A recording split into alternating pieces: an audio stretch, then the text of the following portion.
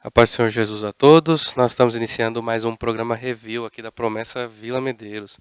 Hoje eu estou aqui com o pastor José Carlos Moscone, que foi quem trouxe a mensagem do último sábado, né? Com o tema O Segredo para Proteger os Filhos. A gente está continuando a série, né, de maio, que é Em Defesa da Família. Pastor, se apresenta para a gente, por favor. A paz do Senhor Jesus Cristo a todos. Eu espero que vocês aproveitem bastante esses momentos que nós vamos falar aqui um pouquinho da palavra do Senhor que nós pregamos no sábado, sobre o projeto pedagógico de Deus. Nós, dando continuidade no tema central, que é em defesa da família, nós vamos falar sobre como é que nós podemos proteger os nossos filhos contra as tentações e as provações deste mundo. Amém. Pastor, já falando sobre isso, né, você inicia a sua mensagem falando sobre o projeto pedagógico de Deus, né? Você poderia explicar um pouquinho para a gente sobre isso? Sim, quando a gente abre Deuteronômio, a gente vê Moisés relatando tudo que Deus tinha feito, né, e como Deus tinha feito. Dos capítulos 1 ao 5, ele fala especificamente disso, das ações de Deus.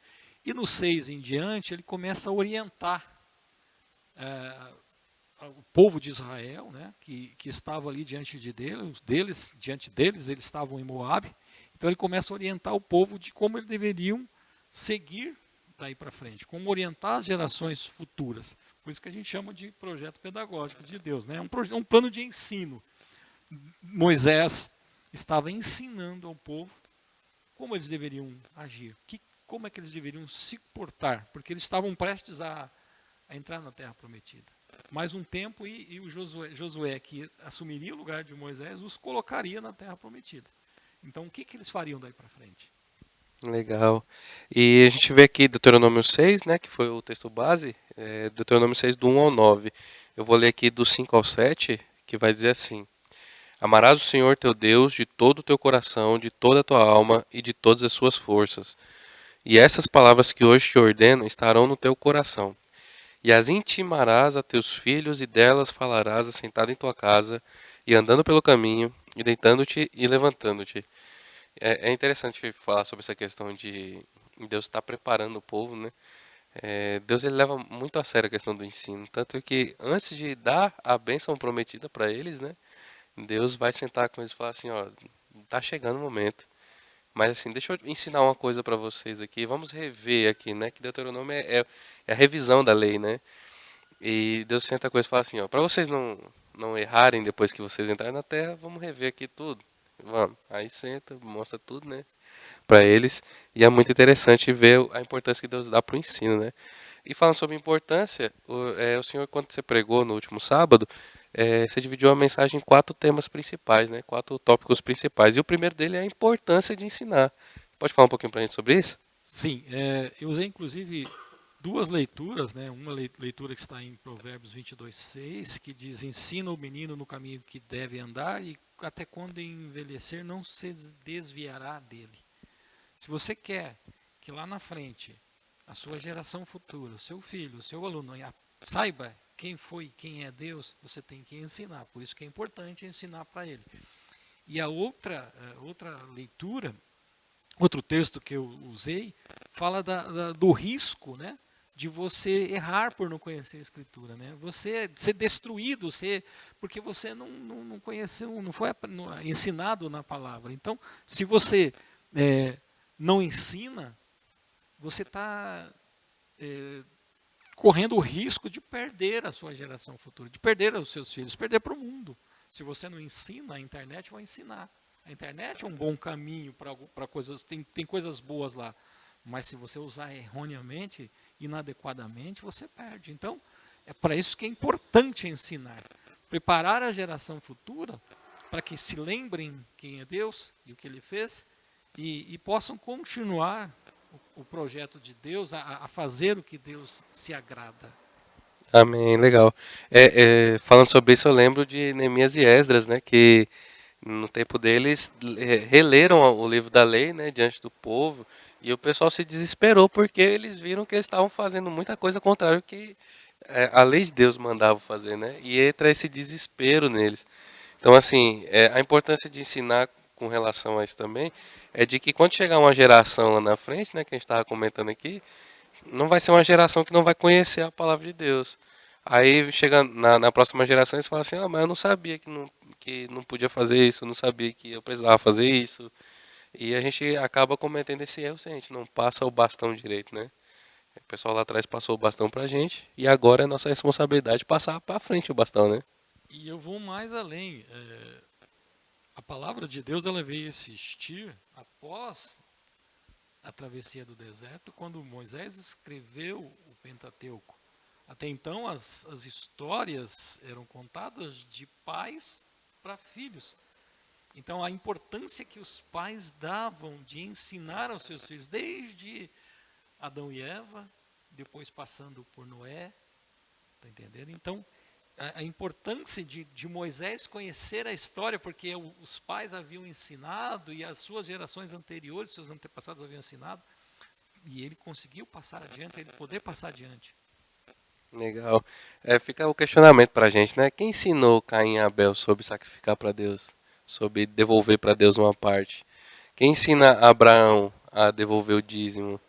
Então, assim, isso você vê Deus já ensinando e ensinando através dos pais também, de geração em geração vai passando para os filhos, né? Isso é muito legal, porque provavelmente Deus ensinou sobre isso para Adão e Eva e foi seguir o caminho, né? Graças a Deus. O segundo tópico, pastor, foi o que ensinar. O que a gente deve ensinar para os nossos filhos? Moisés ali, ele disse para o povo, ensinem tudo isso que vocês aprenderam. Tudo que eles haviam vivido, vivenciado, tudo. Mas é muita coisa, né? Como você vai ensinar tanta coisa? Moisés era um homem privilegiado, porque teve o Espírito Santo que o fez lembrar, o que orientou ele. Não o que ele deveria escrever, mas fazendo lembrar das histórias. Então, se a gente tem dificuldade de ensinar para os nossos filhos, porque acha que é muita coisa, eu vou usar aqui um termo que os israelitas usam muito, né? Eles têm uma palavra que se pronuncia Shema ou Shemá, e que significa ouve, né? E esse Shema, ele é repetido pelas gerações, né? Os pais ensinaram os filhos, que ensinam os seus filhos, de manhã e à tarde eles fazem o seu Shema. Um dos Shemás é uma profissão de fé que diz que Deus é o único, Deus é o Todo-Poderoso, né? Não tem outro. Esse único aí exprime a singularidade de Deus, a grandiosidade de Deus. E o outro Shema é um mandamento, que é o que você leu: amarás ao Senhor teu Deus de todo o teu coração, de toda a tua alma. Ou seja, está nos ensinando que o segredo do relacionamento de Deus conosco é o amor. Que o amor deve preceder as regras. Então são dois Shemás. Se a gente ensinar isso para os nossos filhos, que Deus é todo poderoso e que a gente deve amá-lo, e fazer as coisas, obedecer a Deus, não por obrigação, mas por amor, a gente está dando a base já para os nossos filhos. Jesus não resumiu os mandamentos em dois: amarás o Senhor teu Deus de todo o teu coração, de toda a tua alma, e amarás ao próximo como a ti mesmo. Se a gente tiver esses dois conceitos, desses dois conceitos implícitos no Shema, a gente já tem o que ensinar para os nossos filhos. Amém, legal. Falando sobre essa questão de ensinar os filhos, né? Eu fico pensando, comentei contigo antes, de que eu não tenho filho ainda, né? Voltei em nome de Jesus um dia. Mas eu fico pensando de vez em quando eu me pego pensando, né? Como que eu vou ensinar a Bíblia para meus filhos, né? Como que eu vou ensinar isso para eles? Porque crianças têm suas dificuldades, né? Por conta da idade. Ainda que elas sejam muito mais inteligentes que a gente, e a próxima geração vai ser mais e assim por diante. Mas eu fico me perguntando como que eu vou fazer isso e eu fico pensando, né? Com base em Deuteronômio 6, de a gente estar jantando e aí do nada eu faço uma pergunta para eles. Desculpa. Tipo, quais são os atributos incomunicáveis de Deus? E aí eles têm que responder. É onipresença, onipotência, onisciência. Aí se não acertar, a gente vai ter uma outra oportunidade depois, eu vou insistir naquilo. Tá, mas me fale 3 nomes de Deus na Bíblia. Rafá, Jirê, Jeová, Adonai e assim por diante. E eu fico me perguntando, né, se esse é o caminho, né? E pelo que eu vejo aqui em Deuteronômio 6, ele vai falar sobre isso, né? Que é o tempo inteiro, que não é você parando e marcando horário com seu filho na sexta-feira no pôr do sol, que é ótimo você fazer isso, tá? Não tem problema. Mas que é no seu dia a dia você tá ali matutando na cabeça dele, inculcando para que ele possa se lembrar, né? E aí a gente entra no outro tópico, Isso. Como como ensinar? ensinar os seus filhos. Você sabe que é importante e o que você deve ensinar, mas como ensinar. Não somente pela transferência do conhecimento, mas principalmente pelo exemplo. Né? Se você dentro da tua casa tem o costume sadio de ler a Bíblia, o teu filho vai ler a Bíblia. Agora, se ele vê você vendo um programa de rock na televisão, ele não vai pegar a Bíblia sozinho e falar assim, não, eu vou ler a Bíblia porque meu pai está fazendo coisa errada, né? Eu vou ler a Bíblia porque assistir rock não é bom. Pode até ser que dependendo da vontade de Deus, o propósito de Deus para ele faça isso, mas a primeira coisa que ele vai fazer é se espelhar em você. Se você aprendeu a gostar de rock e assim, só ouve rock na sua casa, ele vai ouvir rock. Então é pelo exemplo. E a outra forma de se ensinar é pela persistência. Você disse, eu ensinei que Deus é onisciente, onipotente e onipresente. Aí de repente você está jantando com seu filho e você pergunta, quais são os atributos de Deus, né? Aí ele só fala 2. Aí você fala, vem cá filho, vem cá, vou te ensinar de novo. Deus é onipresente, é onisciente e é onipotente. É pela persistência. Isso que significa inculcar na cabeça. Inculcar é botar na cabeça dos seus filhos. Essa palavra é ensinar repetidamente. O significado dela, para a língua portuguesa, é ensinar repetidamente. Ensinar várias vezes a mesma coisa. E aí você consegue gravar. Quando você está estudando para uma prova, você lê o texto várias vezes até você, quando a gente fala decorar, né? Tem texto que precisa ser decorado realmente. Tem texto que você precisa interpretar, mas tem texto que você precisa decorar. E a lei de Deus, ela tem que estar decorada, né? Não porque a gente, por obrigação, mas porque a gente ama Deus. Então a gente tem que conhecer ipsis literis a lei de Deus, o ensinamento da palavra de Deus. Legal. É porque a gente amar a Deus que a gente não quer errar, né? Quer se aproximar dele, que a Bíblia vai dizer, né? Que nossos pecados faz separação entre nós e Deus, né? Então, se a gente não quer pecar, a gente precisa conhecer o que é o pecado para Deus. E aí, o pecado para Deus é isso, isso, isso e aquilo, então eu vou deixar porque eu o amo, né? Mas para isso eu tenho que conhecer. Legal. E o último tópico é. Desculpa, a gente tô me recuperando de uma gripe aqui. Qual o resultado esperado, né? Qual o resultado esperado desse ensino para os filhos, né? A gente vê que a questão da importância, por que é importante ensinar? Para que os nossos filhos não errem no futuro. Então o resultado é a mesma coisa, só que assim, qual é o resultado lá na frente? Você ensinou para que ele faça a coisa certa. O importante é que você ensine para ele não errar. Se você ensinou, o que você espera? Que ele não erre. Então a importância é não errar. É você ter uma geração futura conhecedora da palavra de Deus. Né? Eu estava ouvindo uma mensagem do pastor Ingledson Galvão no dia da Assembleia Nossa, e ele usou o termo de quem é Deus e o que ele fez. Né? Nossa geração tem que saber quem é Deus e quem ele fez.